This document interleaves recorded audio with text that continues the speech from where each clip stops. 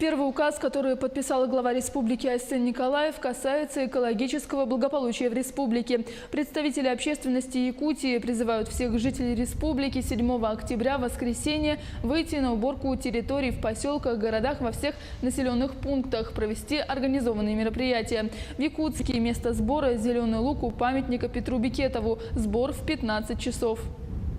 Мне бы хотелось обратиться к простым людям, к рядовым работникам, не к чиновникам, не к руководителям, а именно к жителям республики. Давайте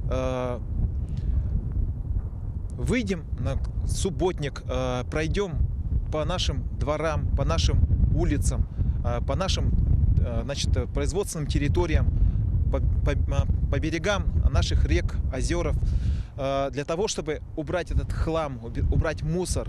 Вообще есть у народа Саха хорошая традиция осенью, перед тем, как упадет снег, убирать территорию.